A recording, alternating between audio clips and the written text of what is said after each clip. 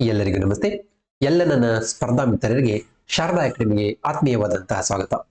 ಆತ್ಮೀಯರೇ, ಕೆಸೆಟ್ 2025 ಇದಕ್ಕೆ ಈಗಾಗಲೇ ನೋಟಿಫಿಕೇಶನ್ ಆಗಿದೆ. ಸೊ ನೀವು ಇದರ ತಯಾರಿಯನ್ನ ನಡೆಸ್ತಾ ಇದ್ದೀರಾ. ಸೊ ಹಾಗಾಗಿ ಪತ್ರಿಕೆ 1ರ ಸಿಲೆಬಸ್ ಅನ್ನ ಇವತ್ತಿನ ವಿಡಿಯೋದಲ್ಲಿ ನಾವು ನೋಡ್ತಾ ಹೋಗ್ಬಿಡೋಣ. ಆತ್ಮೀಯರೇ, ಯಾರೆಲ್ಲ ಪ್ರಿಪೇರ್ ಆಗ್ತಾ ಇದ್ದೀರಾ, ನೀವು ಈ ಪೇಪರ್ 1 ಇರ್ಬೋದು ಅಥವಾ ಪೇಪರ್ 2 ನಿಮ್ಮ ಸಿಲೆಬಸ್ ಕಾಪಿಯನ್ನ ನಿಮ್ಮ ಸ್ಟಡಿ ಟೇಬಲ್ ಅಥವಾ ನಿಮ್ಮ ಸ್ಟಡಿ ಮಾಡ್ತಕ್ಕಂಥ ಪ್ಲೇಸ್ ಅಲ್ಲಿ ಇಟ್ಕೊಂಡು ಅಟ್ಲೀಸ್ಟ್ ಒಂದು ದಿನಕ್ಕೆ ಒಂದು ಬಾರಿ ಆದ್ರೂ ಗ್ಲಾನ್ಸ್ ಮಾಡಿ. ಸೊ ಇದು ಬಹಳ ನಿಮ್ಗೆ ಹೆಲ್ಪ್ ಆಗುತ್ತೆ. ಸೊ ಹಾಗಾಗಿ ಈ ಅಂಶವನ್ನು ನೆನಪಿನಲ್ಲಿ ಇಟ್ಕೊಳ್ರಿ. ಯಾವುದೇ ಎಕ್ಸಾಮ್ ಅನ್ನ ನೀವು ಬರೆಯೋದಕ್ಕಿಂತ ಪೂರ್ವದಲ್ಲಿ ಅದರ ಪಠ್ಯಕ್ರಮವನ್ನ ನೀವು ಕಂಪ್ಲೀಟ್ ಆಗಿ ತಿಳ್ಕೊಂಡಿರ್ಬೇಕು. ಅಂದಾಗೆ ಸೊ ನಿಮ್ಮ ಪರೀಕ್ಷೆ ಯಶಸ್ವಿ ಆಗ್ಲಿಕ್ಕೆ ಸಾಧ್ಯ. ಸೊ ಹಾಗಾಗಿ ಏನೆಲ್ಲ ನಾವು ಅಧ್ಯಯನ ಮಾಡಬೇಕು, ಏನೆಲ್ಲ ಸ್ಟಡಿ ಮಾಡಬೇಕು ಅನ್ನೋದು ನಮ್ಗೆ ಫಸ್ಟ್ ಕಾನ್ಸೆಪ್ಟ್ ಕ್ಲಿಯರ್ ಇರಬೇಕು. ಸೊ ಆಗ ನಮ್ಗೆ ಅದೇ ಒಂದು ಮಾರ್ಗದಲ್ಲಿ ಹೋಗ್ಲಿಕ್ಕೆ ಸಹಾಯ ಆಗುತ್ತೆ. ಸೊ ಹಾಗಾಗಿ ಪೇಪರ್ 1 ಇರ್ಬೋದು, ಪೇಪರ್ 2 ಇರ್ಬೋದು, ಯಾವುದಾದ್ರೂ ಸರಿ ನಿಮ್ಮ ಸಿಲೆಬಸ್ ಅನ್ನ ನೀವು ಇನ್ ಡೀಟೇಲ್ ಆಗಿ ನೋಡಿಕೊಂಡು ಅದರ ಪ್ರಕಾರನೇ ಸ್ಟಡಿ ಮಾಡ್ತಾ ಸಾಗಿ. ಹಾಗಾದ್ರೆ ಇವತ್ತು ನಾವು ಪೇಪರ್ 1ನ ಸಿಲೆಬಸ್ ಏನಿದೆ ಅದನ್ನ ನೋಡ್ತಾ ಹೋಗೋಣ. ಸೊ ಜೊತೆಗೆ ಈಗಾಗಲೇ ನೀವು ಅರ್ಜಿ ಸಲ್ಲಿಕೆ ಪ್ರಾರಂಭವಾಗಿದೆ. ಸೊ ಕೆಲವು ಸೆಕೆಂಡ್ಗಳಲ್ಲಿ ಒಂದ್ ಸ್ವಲ್ಪ ಇಂಪಾರ್ಟೆಂಟ್ ಡೇಟ್ಗಳನ್ನ ಗ್ಲಾನ್ಸ್ ಮಾಡ್ತಾ ಹೋಗೋಣ. ಸೊ ಕೆಸೆಟ್ 2025 ಇದೆ. ಸೊ 28/8/2025 ಸ್ಟಾರ್ಟ್ ಆಗಿದೆ. ಸೊ ಲಾಸ್ಟ್ ಡೇಟ್ 18/9/2025 ಇದೇ ತಿಂಗಳ 18ನೇ ತಾರೀಕು ಲಾಸ್ಟ್ ಡೇಟ್ ಅಪ್ಲಿಕೇಶನ್ ಹಾಕ್ಲಿಕ್ಕೆ. ಅರ್ಜಿಯನ್ನು ಶುಲ್ಕ ಪಾವತಿ ಮಾಡಲಿಕ್ಕೆ ಸೊ ನೆಕ್ಸ್ಟ್ ಡೇಟ್ ಒಂದಿರುತ್ತೆ ಎಕ್ಸ್ಟ್ರಾ. ಸೊ ಹಾಲ್ ಟಿಕೆಟ್ ಅನ್ನ 24/10ನೇ ತಿಂಗಳಿಗೆ ಬಿಡ್ತಾರೆ. ಸೊ ಎಕ್ಸಾಮ್ ಇರೋದು 2/11/2025. ಸೊ ಇಂಪಾರ್ಟೆಂಟ್ ಡೇಟ್ ನೆನ್ಪಿಟ್ಕೊಡ್ರಿ. ಸೊ 2ನೇ ತಾರೀಕಿಗೆ ಎಕ್ಸಾಮ್ ಇದೆ, 11ನೇ ತಾರೀಕು ನವೆಂಬರ್. ಇದರ ಜೊತೆಗೆ ಸೊ ಹಾಗಾದ್ರೆ ಪತ್ರಿಕೆ 1, ಪತ್ರಿಕೆ 2 ಸೊ ಯಾವ ತರಹ ಏನಪ್ಪಾ ಅಂದ್ರ ಅವಧಿ ಯಾವ ಸ್ವರೂಪವಾಗಿದೆ, ಸ್ವಲ್ಪ ಟೈಮ್ ಅನ್ನ ಸಹ ನೋಡ್ತಾ ಹೋಗ್ಬಿಡೋಣ. ಸೊ ಕೆಸೆಟ್ 1, ಪತ್ರಿಕೆ 1, ಪತ್ರಿಕೆ 2 ನೋಡಿ. ಪತ್ರಿಕೆ 1 100 ಅಂಕಗಳಿಗಿರುತ್ತೆ. 50 ಪ್ರಶ್ನೆಗಳು ಕಡ್ಡಾಯವಾಗಿರುತ್ತವೆ, ಅಂದ್ರೆ ಪ್ರತಿ ಪ್ರಶ್ನೆಗೆ 2 ಅಂಕಗಳು. ಜೊತೆಗೆ ಪೇಪರ್ 2 ಸೊ ಇದು 200 ಅಂಕಗಳಿಗೆ ಸಂಬಂಧಪಟ್ಟಂತಿರುತ್ತೆ. ಇಲ್ಲಿ ಸಹ 100 ಪ್ರಶ್ನೆಗಳಿರ್ತವೆ. ಇವು ಸಹ ಕಡ್ಡಾಯ ಪ್ರಶ್ನೆಗಳಾಗಿರ್ತವೆ. ಇದು ಸಹ ಒಂದು ಪ್ರಶ್ನೆಗೆ 2 ಅಂಕಗಳು. ಸಮಯ 3 ಗಂಟೆಗಳು. ನೆನಪಿಟ್ಟುಕೊಳ್ಳಿ, 2 ಪೇಪರ್ಗೆ, ಪೇಪರ್ 1, ಪೇಪರ್ 2 ಎರಡಕ್ಕೂ ಸೇರಿ 3 ಗಂಟೆಗಳ ಒಂದು ಅವಧಿ ನಿಮಗೆ ಇರುತ್ತೆ. ಸೊ ಬೆಳಗ್ಗೆ 10 ಗಂಟೆಯಿಂದ 1 ಗಂಟೆಯವರೆಗೆ. ಸೊ ಇದು ಪೇಪರ್ 1, ಪೇಪರ್ 2. ಸೊ ಕ್ವಶನ್ಸ್ ಎಷ್ಟಿರ್ತವೆ, ಅಂಕಗಳು ಎಷ್ಟಿರ್ತವೆ, ಸೊ ಸಮಯ ಎಷ್ಟು, ಇದು ಸಹ ನಿಮ್ಮ ಗಮನದಲ್ಲಿರಲಿ. ಓಕೆನಾ? ಸೊ ಹಾಗಾಗಿ ಪತ್ರಿಕೆ 1 ಇದರಲ್ಲಿ ಏನ್ ಸಿಲೆಬಸ್ ಅನ್ನು ನೀವು ಓದ್ಬೇಕು ಅನ್ನೋದು ಸಂಕ್ಷಿಪ್ತವಾಗಿ ಕೊಟ್ಬಿಟ್ಟಿದ್ದಾರೆ. ಬಹಳಷ್ಟು ಸಂಕ್ಷಿಪ್ತವಾಗಿ ನೀವು ಅರ್ಥ ಮಾಡ್ಕೊಳ್ಬೇಕು. ಪತ್ರಿಕೆ 1 ಸಾಮಾನ್ಯ ಪತ್ರಿಕೆಯು ಅಭ್ಯರ್ಥಿಗಳ ಬೋಧನೆ, ಸಂಶೋಧನೆ ಮತ್ತು ಬೌದ್ಧಿಕ ಸಾಮರ್ಥ್ಯಗಳನ್ನು ಪರೀಕ್ಷಿಸುವುದಾಗಿರುತ್ತದೆ. ಸೊ ಹಾಗಾಗಿ ಇಲ್ಲಿ ನೀವು ಬೋಧನೆಯ ಬಗ್ಗೆ ಗೊತ್ತಿರಬೇಕು, ಸಂಶೋಧನೆ ಬಗ್ಗೆ ಹಾಗೂ ಬೌದ್ಧಿಕ ಸಾಮರ್ಥ್ಯಗಳ ಬಗ್ಗೆ ನಿಮ್ಗೆ ಅರಿವಿರಬೇಕು.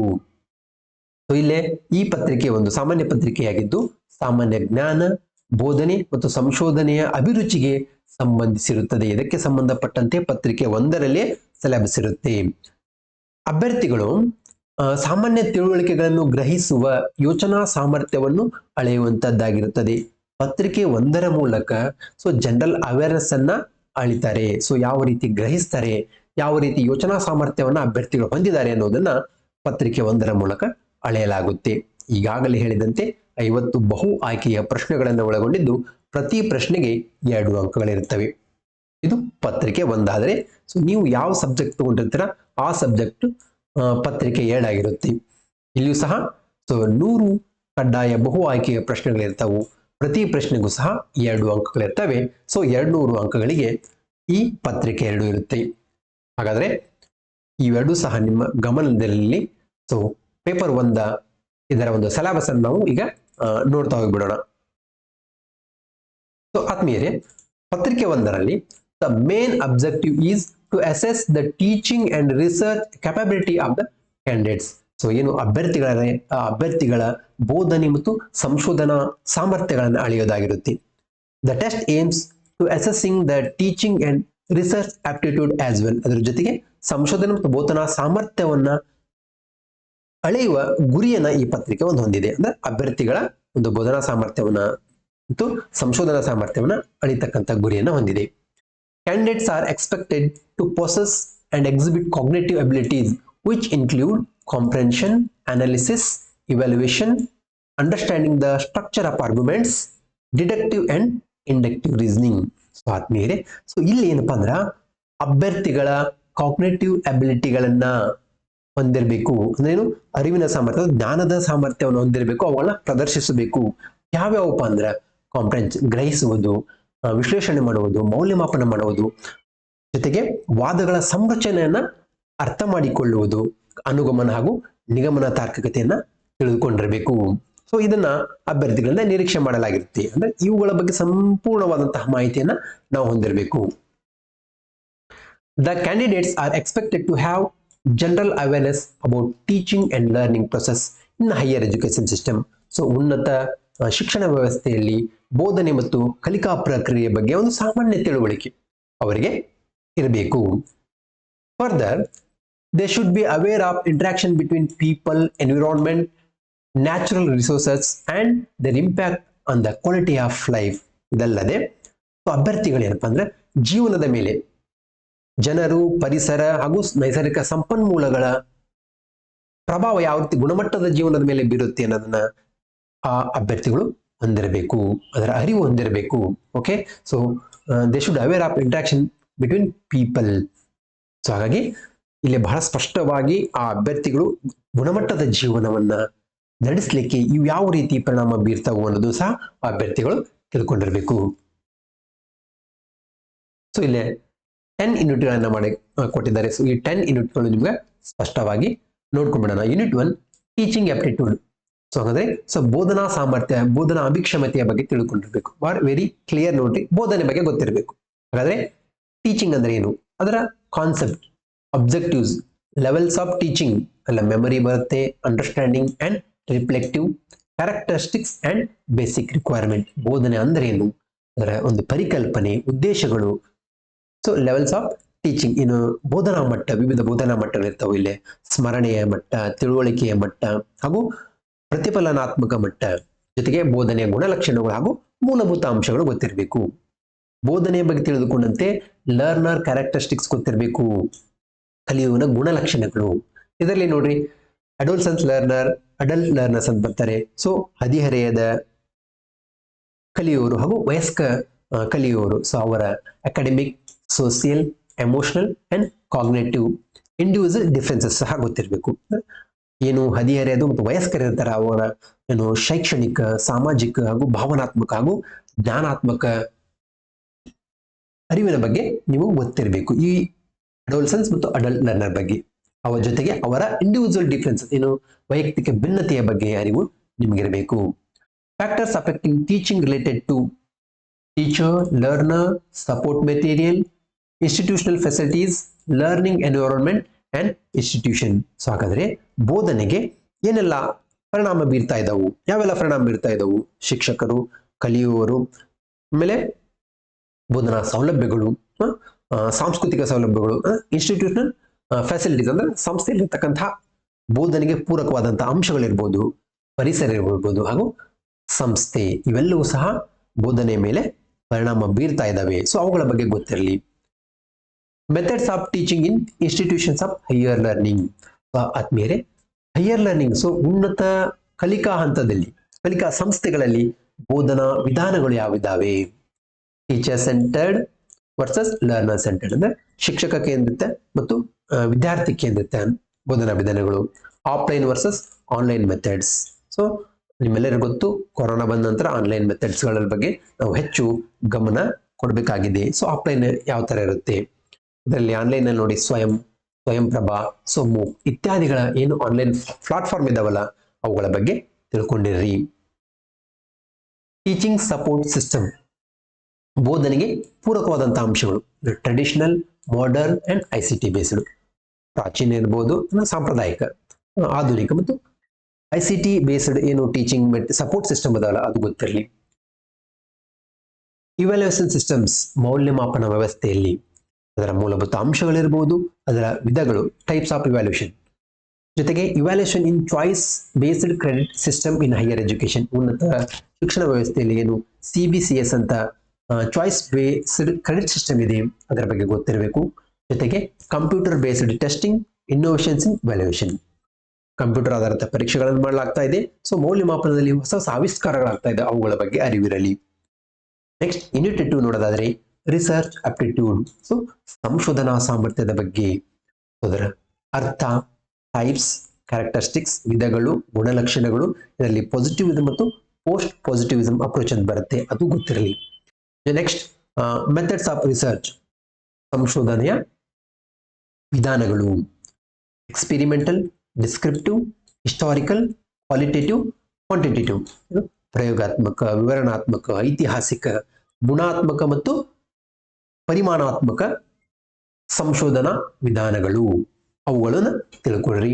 ನೆಕ್ಸ್ಟ್ ಸ್ಟೆಪ್ಸ್ ಆಫ್ ರಿಸರ್ಚ್, ಸಂಶೋಧನೆಯ ಹಂತಗಳು, thesis, article writing, format and styles of referencing. So ಪ್ರಬಂಧ, ಮಹಾಪ್ರಬಂಧಗಳು, ಆರ್ಟಿಕಲ್ ಬರವಣಿಗೆ, ಆಗ ಅವುಗಳ ಯಾವ ತರ ಮಾದರಿ ಇರ್ಬೋದು, ಅವುಗಳ ಪರಾಮರ್ಶನ ಗ್ರಂಥಗಳನ್ನು ಯಾವ ತರ ಪರಾಮರ್ಶನ ಗ್ರಂಥ ಕೊಡ್ತಾರಲ್ಲ, ಸೊ ಸ್ಟೈಲ್ಸ್ ಆಫ್ ರೆಫರೆನ್ಸಿಂಗ್ ಬೇರೆ ಬೇರೆ ರೀತಿಯಾಗಿ ಕೊಡ್ತಾರೆ, ಅದು ಗೊತ್ತಿರಲಿ.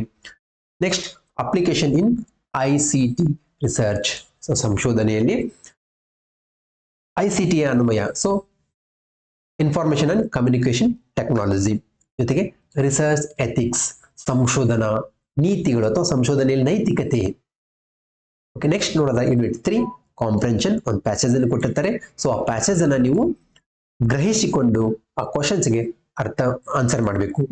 ನೆಕ್ಸ್ಟ್ ಯೂನಿಟ್ 4 ನೋಡೋದಾದ್ರೆ ಕಮ್ಯುನಿಕೇಶನ್, ಸಂವಹನ. ಸೊ ಇಲ್ಲಿ ಸಂವಹನದ ಅರ್ಥ, ವಿಧಗಳು, ಅವರ ಕ್ಯಾರೆಕ್ಟರಿಸ್ಟಿಕ್ಸ್, ಗುಣಲಕ್ಷಣಗಳು. ಹಾಗೆಯೇ ಎಫೆಕ್ಟಿವ್ ಕಮ್ಯುನಿಕೇಶನ್, ಸೊ ಪರಿಣಾಮಕಾರಿಯ ಸಂವಹನ, ಇದರಲ್ಲಿ verbal, non verbal. So next inter cultural, group communication, class room communication. So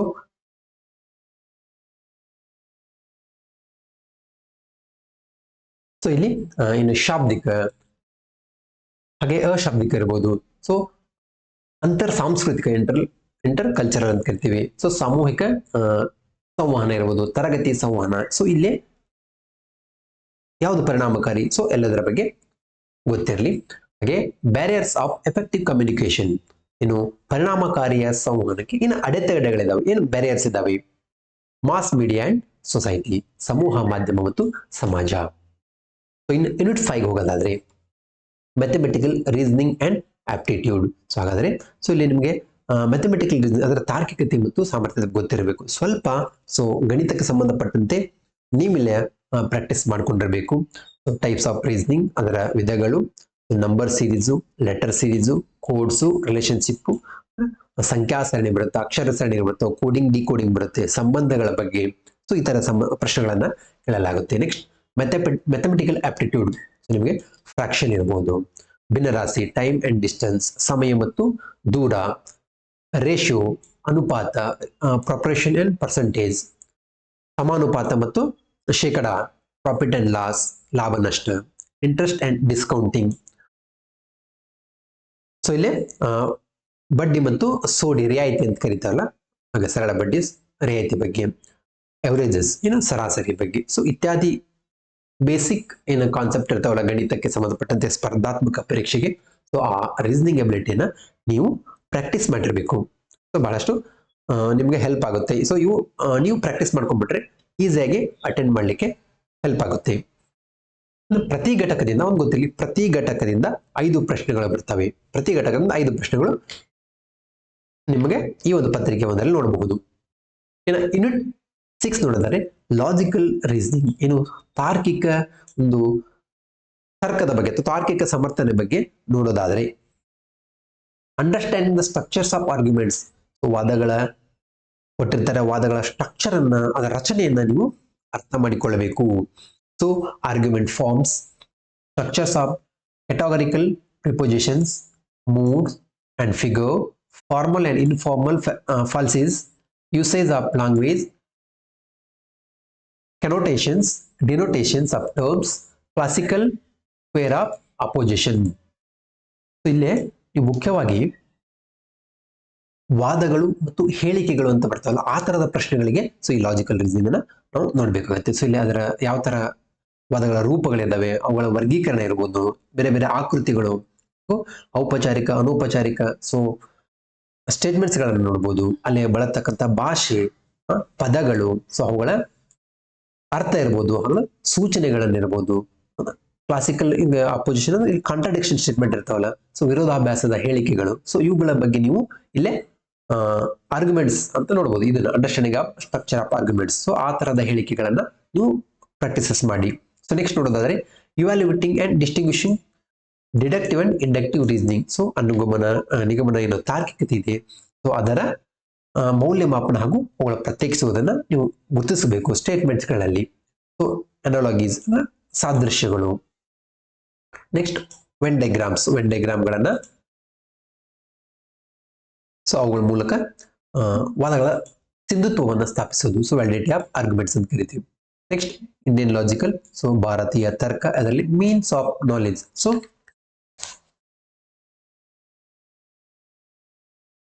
ಹಾಗಾಗಿ ನೆಕ್ಸ್ಟ್ ಇಂಡಿಯನ್ ಲಾಜಿಕ್, ಸೊ ಭಾರತೀಯ ಒಂದು ತರ್ಕಶಾಸ್ತ್ರ, ಇಲ್ಲೇ ಮೀನ್ಸ್ ಆಫ್ ನಾಲೆಜ್ ಅಂದ್ರೆ ಜ್ಞಾನದ ವಿಧಗಳು ಅಂತ ನೋಡಬಹುದು. ನೆಕ್ಸ್ಟ್ ಪ್ರಮಾಣಸ್ ಬರ್ತಾವು.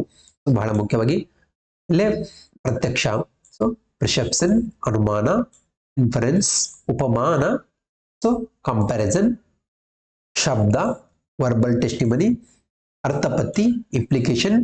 ನೆಕ್ಸ್ಟ್ ಅನುಪಲಬ್ಧಿ, ಸೊ ನಾನ್ ಅಪ್ರೆನ್ಷನ್.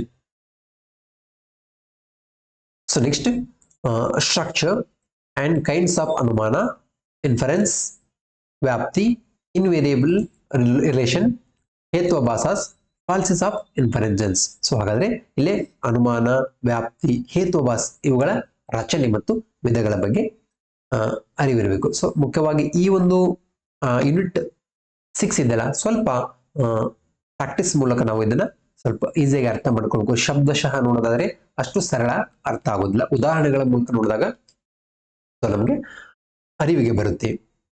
ನೆಕ್ಸ್ಟ್ ನೋಡೋದಾದ್ರೆ ಯೂನಿಟ್ 7, ಡೇಟಾ ಇಂಟರ್ಪ್ರಿಟೇಷನ್ ಮಾಡೋದು. ಹಾಗಾದ್ರೆ ದತ್ತಾಂಶಗಳ ಅರ್ಥ ವಿವರಣೆ ನೋಡೋದು. ದತ್ತಾಂಶಗಳನ್ನ ಸೋರ್ಸಸ್ ಮೂಲಗಳು ಯಾವುದು, ಅವುಗಳು ಹೇಗೆ ಪಡೆಯುತ್ತೇವೆ, ಅಕ್ವೈಸೇಷನ್ ಅಂಡ್ ಕ್ಲಾಸಿಫಿಕೇಶನ್ ಅಂತ, ಅವುಗಳು ಹೇಗೆ ವರ್ಗೀಕರಣ ಮಾಡ್ತೇವೆ. Next quantitative and qualitative data, so ಪರಿಮಾಣಾತ್ಮಕ ಮತ್ತು ಗುಣಾತ್ಮಕ ದತ್ತಾಂಶ. ನೆಕ್ಸ್ಟ್ ಅವುಗಳ ಹೇಗೆ ರಿಪ್ರೆಸೆಂಟ್ ಮಾಡ್ತೀವಿ, ಗ್ರಾಫಿಕಲ್ ರಿಪ್ರೆಸೆಂಟೇಷನ್ ಯಾವ ತರ ಮೂಲಕ, bar chart, histograms, pie charts, table charts, line charts, mapping the data.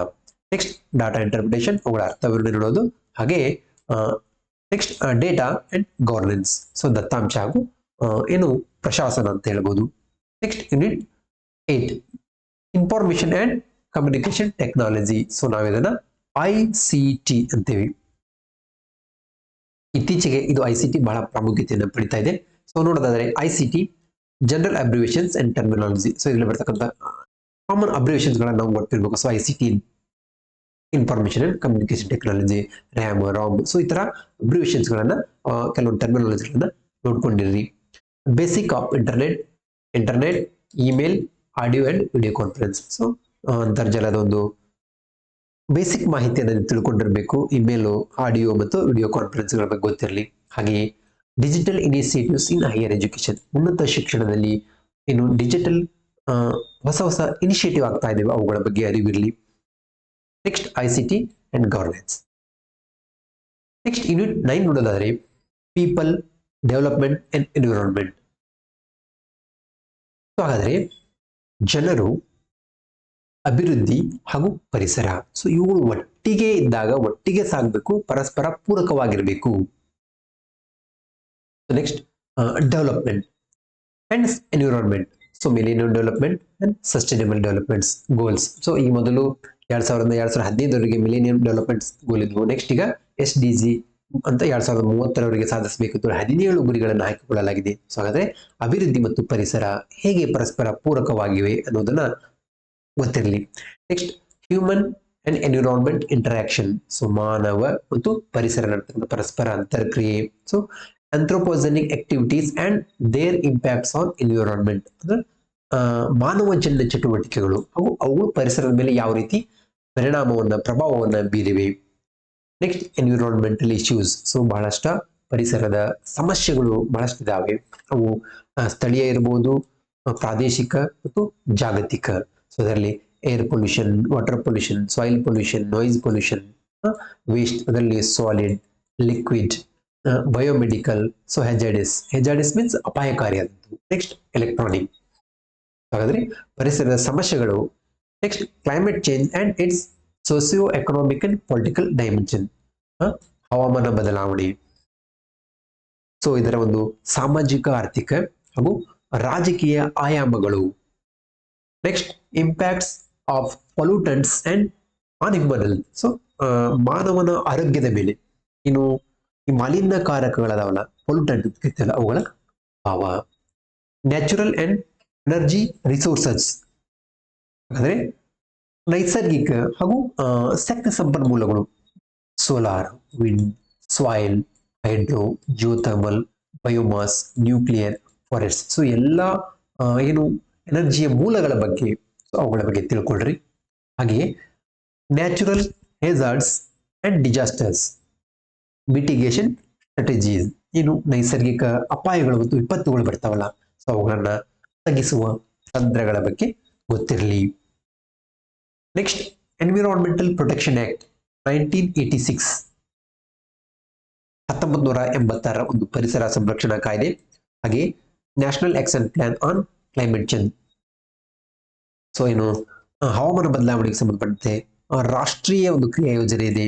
Next international agreements, efforts, ಅಂತಾರಾಷ್ಟ್ರೀಯ ಒಪ್ಪಂದಗಳು ಮತ್ತು ಪ್ರಯತ್ನಗಳು ನೋಡಬಹುದು. ಅದರಲ್ಲಿ ಮ್ಯಾಂಟ್ರಿಯಲ್ ಪ್ರೋಟೋಕಾಲ್, ಇದು ಓಜೋನ್ಗೆ ಸಂಬಂಧಪಟ್ಟಂತಹ ಒಪ್ಪಂದ. ನೆಕ್ಸ್ಟ್ ರಿಯೋ ಸಮಿಟ್ ನೋಡಿ, ಭೂ ಶೃಂಗಸಭೆ 1992 ಆಯಿತು. Next convention on biodiversity. So ಇಲ್ಲಿ ಸಹ ಜೀವ ಭೂ ವೈವಿಧ್ಯತಾ ಸಮ್ಮೇಳನ ನಡೀತು, ಭೂ ವೈವಿಧ್ಯತೆ ಸಮ್ಮೇಳನ, ಜೀವ ವೈವಿಧ್ಯತಾ ಸಮ್ಮೇಳನ ನಡೀತು. ಸೊ ಅದು ಸಹ. ಹಾಗೆಯೇ ಕ್ಯೂಟೋ ಪ್ರೋಟೋಕಾಲ್ 1997 ನಡೀತು. ನೆಕ್ಸ್ಟ್ 2015 ಪ್ಯಾರಿಸ್ ಅಗ್ರಿಮೆಂಟ್ ಹಾಗೂ ಇಂಟರ್ನ್ಯಾಷನಲ್ ಸೋಲಾರ್ ಅಲೈನ್ಸ್ 2015 ಏನು ಪ್ಯಾರಿಸ್ ಅಗ್ರಿಮೆಂಟ್ ಆತಲ್ಲ, ಅಲ್ಲೇ ಇದನ್ನ ಫ್ರಾನ್ಸ್ ಜೊತೆ ಪ್ರಾರಂಭ ಮಾಡಲಿಕ್ಕೆ ಸ್ಟಾರ್ಟ್ ಮಾಡಿದ್ರು. ಸೊ ಹಾಗಾದ್ರೆ ಪರಿಸರ ಸಂಬಂಧಪಟ್ಟಂತಹ ಪ್ರಮುಖ ಏನು ಅಂತಾರಾಷ್ಟ್ರೀಯ ಒಪ್ಪಂದಗಳು ಅಥವಾ ಒಡಂಬಡಿಕೆಗಳಿದ್ದಾವೆ ಅವುಗಳನ್ನ ನೋಡ್ಕೊಳ್ರಿ. Next unit 10. So last very important also, higher education system ಅಂದ್ರೆ ಉನ್ನತ ಶಿಕ್ಷಣ ವ್ಯವಸ್ಥೆ ಬಗ್ಗೆ ಗೊತ್ತಿರಲಿ. ಯಾಕಂದ್ರೆ you are going to B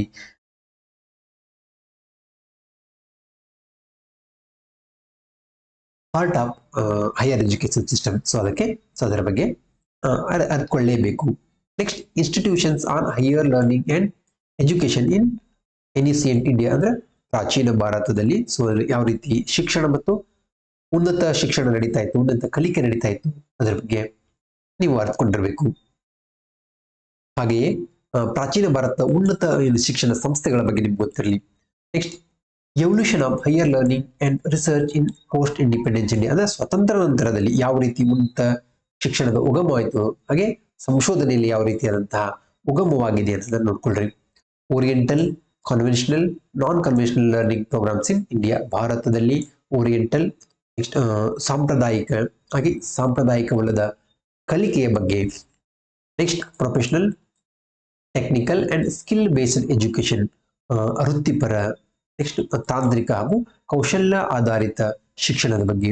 next value education and environmental education, ಮೌಲ್ಯ ಶಿಕ್ಷಣ ಹಾಗೂ ಪರಿಸರ ಶಿಕ್ಷಣ. Next policies, governance and administration. So ಹಾಗಾದ್ರೆ ಅಂತಿಮವಾಗಿ ಯಾವ ರೀತಿ ನೀತಿಗಳಿದಾವೆ, ಹಾಗೆ ಸರ್ಕಾರ ಆಡಳಿತ ನಡೆಸುತ್ತೆ, ಪ್ರಶಾಸನ, ಹಾಗೆ ಅಡ್ಮಿನಿಸ್ಟ್ರೇಷನ್ ಆಡಳಿತ, ಇದರ ಬಗ್ಗೆ ಸಹ ನಿಮ್ಗೆ ಗೊತ್ತಿರಲಿ. ಒಟ್ಟಾರೆ ಉನ್ನತ ಶಿಕ್ಷಣದ ಬಗ್ಗೆ ಸಂಪೂರ್ಣವಾದಂತಹ ಮಾಹಿತಿ ನಿಮ್ಗೆ ಗೊತ್ತಿರಲಿ. ಮುಖ್ಯವಾಗಿ ಈಗಾಗಲೇ ಹೇಳಿದಂತೆ 5 questions of each carrying 2 marks are to be set from each model, ಅಂದ್ರೆ ಪ್ರತಿಯೊಂದು ಯೂನಿಟ್ ಇಂದ 5 ಪ್ರಶ್ನೆಗಳನ್ನ ಕೇಳಲಾಗುತ್ತೆ. ಸೊ ಪ್ರತಿ ಪ್ರಶ್ನೆಗೆ 2 ಅಂಕಗಳು, ಅಂದ್ರೆ 10 ಯೂನಿಟ್ ಅದಾದ್ರೆ ಸೊ 50 ಪ್ರಶ್ನೆಗಳು ಬರ್ತಾವು. ಸೊ ನಿಮ್ಗೆ ಗೊತ್ತಿರಲಿ, ಒಟ್ಟಾರೆ ನೀವು ಈ 10 ಯೂನಿಟ್ಗಳನ್ನ ಸಾಧ್ಯವಾದಷ್ಟು ಕವರ್ ಮಾಡ್ಕೊಂಡ್ರೆ ನಿಮ್ಗ ಕೆಸೆಟ್ ಕ್ಲಿಯರ್ ಮಾಡ್ಲಿಕ್ಕೆ ಬಹಳ ಹೆಲ್ಪ್ ಆಗುತ್ತೆ. ಡ್ಯೂ ಟು ಸಮ್ ರೀಸನ್ಸ್ ಕ್ಲಾಸ್ಗಳನ್ನು ಮಾಡಕ್ ಆಗಿರ್ಲಿಲ್ಲ. ಸೊ ಆದಷ್ಟು ನಾನು ಕೆಸೆಟ್ಗೆ ಸಂಬಂಧಪಟ್ಟಂತಹ ಕ್ಲಾಸ್ಗಳನ್ನು ಮಾಡುವ ಒಂದು ಪ್ರಯತ್ನ ಮಾಡ್ತೀನಿ. ಸೊ ಎಲ್ಲರಿಗೂ ಧನ್ಯವಾದಗಳು.